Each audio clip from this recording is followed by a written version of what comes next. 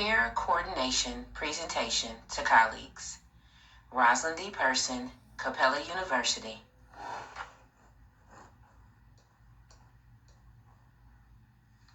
What is care coordination?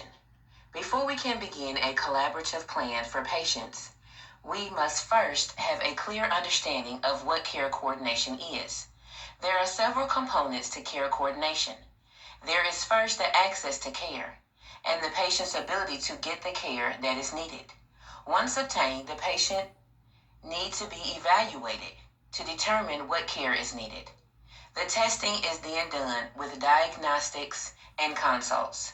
After those test results, a care plan is created with an education base to inform the patient on what is going on and what needs to be done to resolve it.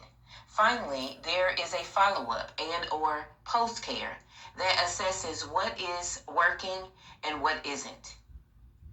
It is important that care coordination also includes the patient, caregivers, and current healthcare providers to achieve the best outcome of best practice. Elements of care coordination. As in the nursing assessment, it works much of the same way. Assess, diagnose, plan, implement, and evaluate the results. There are basically 4 elements to care coordination. First, a patient must have access to a marketplace of services and providers. Second, there has to be an effective communication between providers to collaborate services needed. Third, there must be a patient-centered, individualized focus on the total needs of the patient as the plan is created. Finally, there has to be a clear understanding as to why this plan needs to be in place. It also has to be simplified for the patient so they will understand its value, so they will follow the care plan for the betterment of their health. While these elements appear to be simple and straightforward, there continues to be challenges in uniformity and roadblocks in communication among providers. Care coordination is a group effort, and it is only as strong as its weakest link. Success resides in the understanding that proper structure, available resources, guidance, and cultural support are needed for a productive multidisciplinary team to be successfully effective. Principles of care coordination. As we have clarified what care coordination is, as well as its elements, we also must understand the principles that tie it all together. Every care coordinated plan is patient-centered based and unique to the individual. This requires a comprehensive continuity of care and participation from all parties involved. In creating effective principles related to the individual outcomes of self-efficiency and cost-effectiveness are utilized. It is important to assist in personalizing the care and empowering the individual patient to be a part of their own success, self-management, and follow-up care. Patients have to be a part of their own wellness in order for coordinated care to be effective for them. To assist the patient in aligning with their care, a partnership must be initiated to put the patient at the center of the care plan. Collaborative care plans must involve the combination of primary care, test results, community resources, medical history, and medication and treatment. Steps for care coordination. This method takes into consideration the needs, values, and concerns of the patient while keeping in mind the strategic goals of the care plan. This also involves the medical history and treatment needs with a multidisciplinary approach. It is important as chronic illness patients be a part of every step of their long-term regimen. Principal models include the transition and introduction to the healthcare team. Sharing of information must go both ways for effective care coordination. This leads to the process of health screenings and preventative planning, followed by an understanding of risk factors affecting health and wellness. When all parties are on the same page A shared coordinated care plan is created for effective patient-centered care.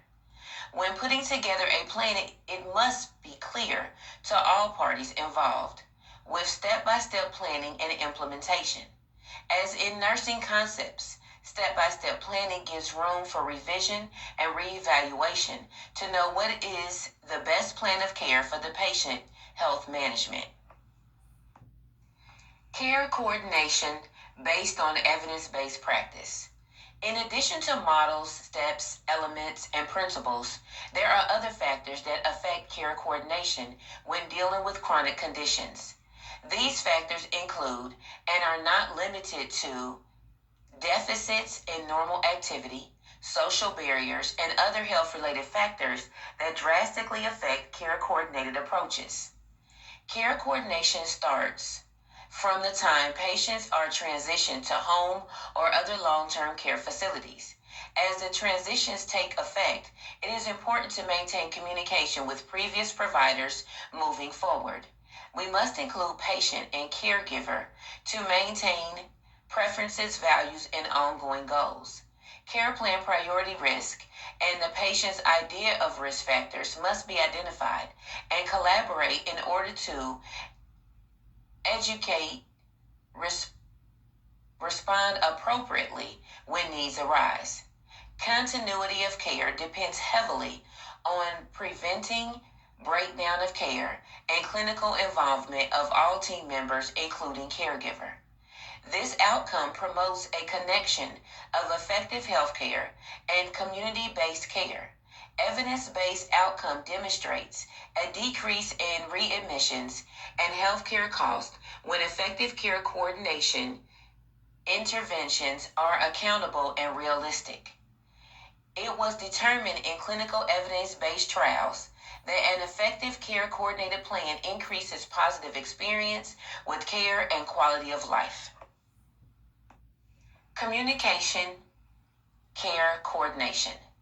If a patient and caregiver are not engaged with the healthcare team, successful outcomes will not be realistic. Patients must feel like they are a part of their own care plan and their input is valued, trusted, and respected. It is important that providers make patients and caregivers a part of the decision-making team in every step of care. Communication must be clear and education level appropriate for everyone to understand and collaborate increases awareness of the care plan. Continued follow-up and monitoring maintains these lines of communication to address past, present, and future issues as they arise. Everyone must share in responsibility of the patient's successful outcome. This also improves decision-making when revision is needed. Research shows a decline in health and continuity of care when healthcare professionals allow a gap across care settings. It is important to target health risk and foreseeable preventable issues and address them to enhance healthcare experience with the patient, improve health, and reduce healthcare costs. Patient-centered care coordination. The purpose of patient-centered care is to coordinate team-based services and support with a patient's exact needs.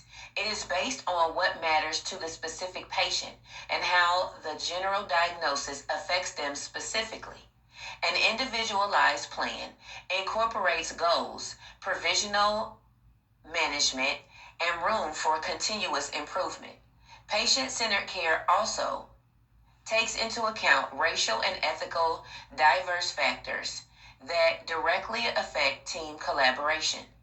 It involves a community-based network of resources across the continuum of patient-centered care. An effective patient-centered coordinated care plan increases quality of life for patient and families. Patient-centered care requires active listening using simple, understood communication methods that empower patients, being approachable for questions, and continued encouragement for active engagement by the patient and their families. It is important to integrate team of diverse professionals with single patient plans of care that matters to patients and families. To reach age-specific and chronically ill patients, it is essential that evidence-based research and training is done for effective team collaboration and understanding. Community outreach and support resources are just as important in patient-centered care.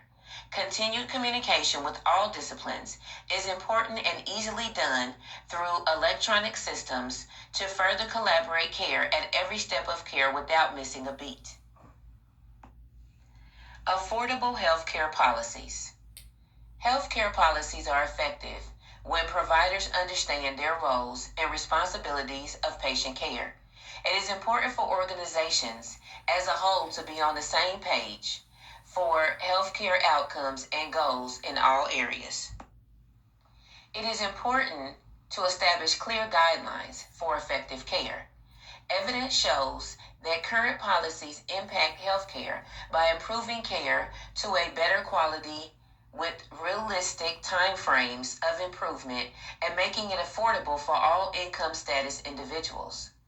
As we increase our methods of patient-centered care collaboration, we become more effective advocates in our patients' healthy outcome of care.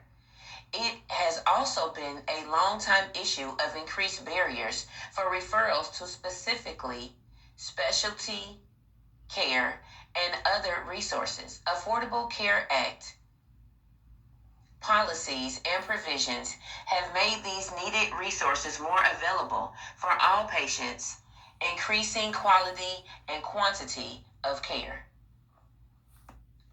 Nursing roles.